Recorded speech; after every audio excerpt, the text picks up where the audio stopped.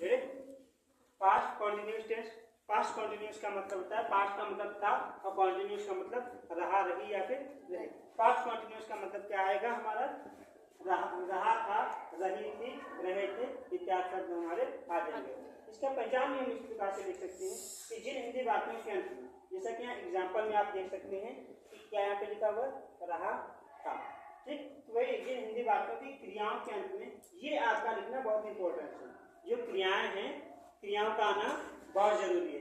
ये देखो किसी वाक्य में क्रियाएं नहीं आ रही है तो इसका मतलब टेंस तो होगा लेकिन वो क्या आ जाएगा आपका, सिंपल टेंस हो जाएगा, जैसे कि सिंपल प्रेजेंट या सिंपल पास्ट या फिर सिंपल फ्यूचर, ठीक है। यहाँ पे क्रियाओं के अंत में रहा था, रही थी, रहे थे आदि शब्द हमारे आएंगे। उसके बाद में हम आज पढ़ेंगे पॉजिटिव सेंटेंस हैं, जो हमारे सकारात्मक वाक्य होते हैं, उनको सकारात्मक बोलते हैं, कुछ लोग स्वीकारात्मक बोलते हैं, ठीक है।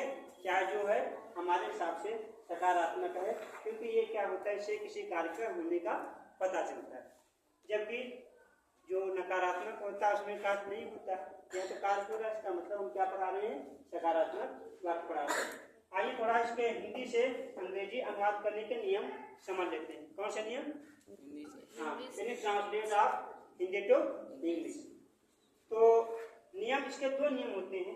पहले नियम क्या होता है कि आई वी यू दे, यानी हमारा आई हो गया, वी हो गया, यू हो गया, दे हो गया, ये हमारे हमेशा प्लूरल में आते हैं, यानी बहुवचन में आते हैं, ठीक है। और ये हमेशा बहुवचन की क्रिया एक्सेप्ट करते हैं, इसीलिए इन बहुवचन कर्ताओं के साथ हम किसका प्रयोग करेंगे, वर या वेर, जो कुछ कर लीजिए WERE, यानी वेर का प्रयोग करते हैं। उसके साथ ही सेकंड हमारा रूल्स होता है, उसके अकॉर्डिंग ही, सी, इट, एम एक वचन, यानी ही होता है तो सिंगुलर होता है, सी भी हमारा सिंगुलर होता है, इट भी हमारा सिंगुलर होता है। इसके साथ एक वचन कर्ता में वो सभी आते हैं, ये किसी का नेम वगैरह हो जाए, ठीक। उसके साथ मम्मी, पापा, यानी फादर, मदर, ब्रदर, सिस्टर, ये सब आ जाए तो हमेशा एक वचन ही होता है, ये एक वचन ही क्रिया एक्सेप्ट करते हैं। इसीलिए एक वचन कर्ताओं के साथ हम क्या लगाएंगे, वाज का प्रयोग करते हैं।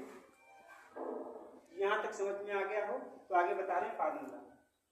फार्मूला की सूत्र हमारा क्या होता है, सबसे पहले सब्जेक्ट यानी हम कर्ता का लगाएंगे, मतलब जो कार्य करने वाला होगा, ठीक है, कर्ता। उसके बाद में हम हेल्पिंग वर्ब हमारा वाज या वेर, दोनों में से जो भी होगा अकॉर्डिंग द सब्जेक्ट के अनुसार दोनों में से हम किसी एक का प्रयोग करेंगे।